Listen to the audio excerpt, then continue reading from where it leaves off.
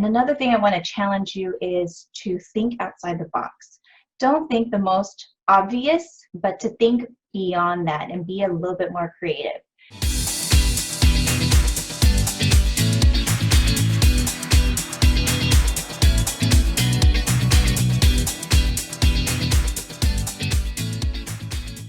Hi everyone!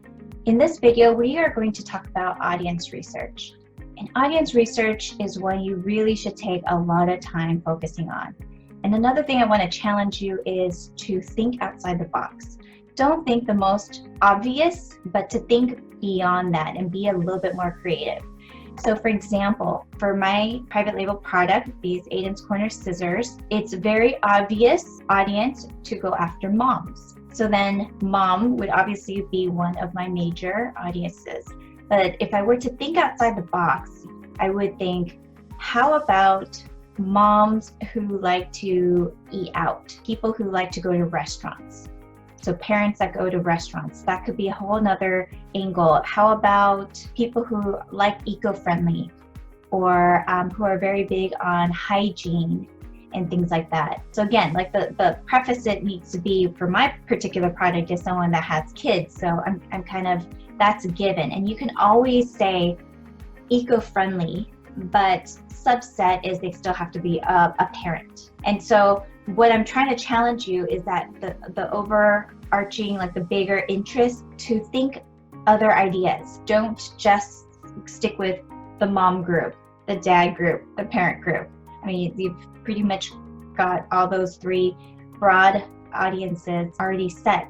Now let's think, okay, if I were a mom who is looking to buy these scissors, what other interests do I have? Am I a part of certain mommy blogs that talk about efficient ways of parenting? Am I into eco-friendly products? Am I into being on the go, traveling? Maybe I'm a traveling family.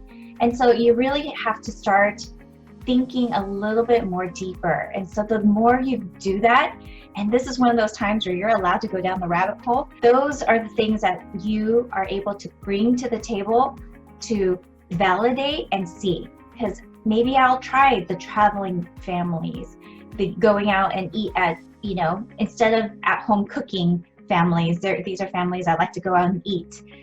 These are families who like to go to amusement parks and things like that. So they're on the go. And I try all of those, and who knows, maybe the eco-friendly is the one that are willing to spend the extra money to have a product that's higher quality, that's not steel and whatnot. And so you'll be surprised to see from validation testing how you connect with audiences with specific interests. And so that's what we're going to dive into today.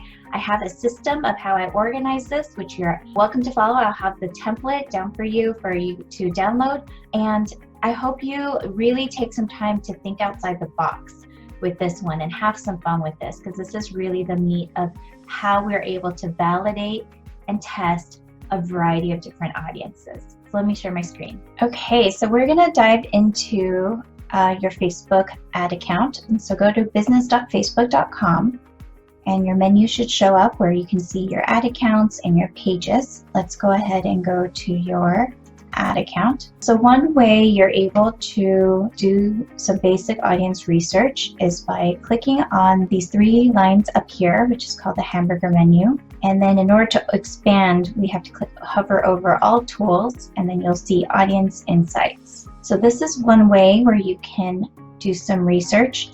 The goal is to kind of brain dump as many different audiences that you can think of. And the goal is to find the ones that you can find in Facebook. And so one way to do that is I can go here under interests, go to family and relationships, and let's click on parenting. So by doing that, I'm able to see some good basic information about parenting. But what I'd like to go to is page likes. And if you go to page likes, you'll be able to see some brands, Honest Company, and things like that, that might interest people who are in that parenting stage. And so this is Facebook's way of helping you find some audiences. The tricky part is that not all of these show up in Facebook. I know, kind of weird. So you have to basically verify if it is or not. And then you have to organize what groups it's going to go in. And what I mean by that is, okay, step one, list as many different audiences as possible. Step two, what you probably want to do is start grouping them. And so these are kind of the main categories that I have, and I want to show you an example of how I group them. So one might be charitable organizations, and you lump as many that fall under that. And so the goal is to stay between 1 and 5 million. It can go higher, that's not a big deal. 1 and 5 is a good sweet spot. But if you have more, that's fine too. And basically you group them. So you first brain dump every single interest, again, interest that can be found on Facebook, and then you organize it by group, because you don't want to have one group that has 1,000 people. You don't want to have one entire group for this one line of 200,000 people. Mainly because you got to remember each group then turns into an ad set that we run. And I highly recommend you budget about $20 per day per ad set. And so if you have 1, 2, 3, 4, 5, 6, because you split all of these up, that's 6 times $20 per day, versus you lump them all, it's within the 1 to 5 million, and this entire group is at $20 a day. So that's kind of how the audience is broken down. So to go back, so this is one option where you go through audience insights within Facebook. There are also other tools. There's some paid ones and free ones. I don't want to go into that in this one because, again, we're keeping things very basic and simple.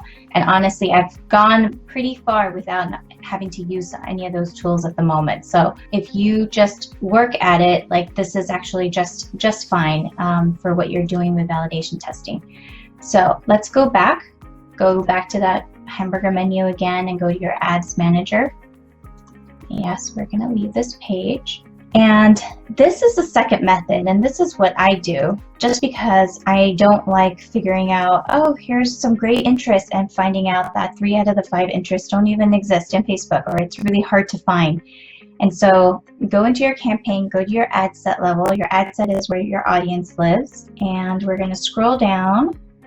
We will talk about custom audiences in a later video, but what we're going to focus on are the interests that we enter in. So if it's a product that's only sold in the US, you identify the location. If you're targeting just your local area, you can put in your address and do that. I'm going to change the age from 25 to, usually people who have toddlers are up to 25 to 45. And I'm going to just keep this to English speaking because everything is going to be in English. So right away, just with those specific targeting, I'm targeting about 54 million people. But this is women ages 25, 45, and this could be one audience. Let me unmark that. Okay, 54 million. And this could be one. I like having one super broad one to compare against some of my more specific ones. So that is one that you can do. So then you go over here, there's a couple of different things. There's browse, where they already have these subsets for you. So if you know that your demographics is people who are parents with kids between this age, 3 to 5, that's the perfect age. And there's also 1 to 2. That could be another audience in itself. And now I'm still at around the 54 million. And based on how much dollar per day I'm spending, the reach will vary here. And so that's another one. But I was challenging you earlier on to really think outside the box. And so a way to do that is, let's just say I want to target people who travel, frequent travelers. So by clicking here, I'm going to be targeting frequent travelers this age who are women. So I may get a lot of single people here. So then I can narrow my search and choose people who, and I can go back in here, go to demographics, go to parents, and then choose those parents with kids that age.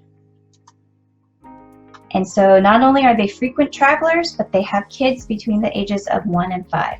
So now I'm looking at a group of 690, and that's very specific. So that would just be one line item here in my group, just one of these line items. I would not have that be the only thing in my group. I would definitely add a few more into the group. And so that could be another one. And so this is basically how you would put together your interest, and then you can save that interest. So if I wanted to save this, I could title this Traveling Moms. And now for future, for your next one, it'll already default people in the US, 25-45, female, for frequent travelers who also have kids about that age.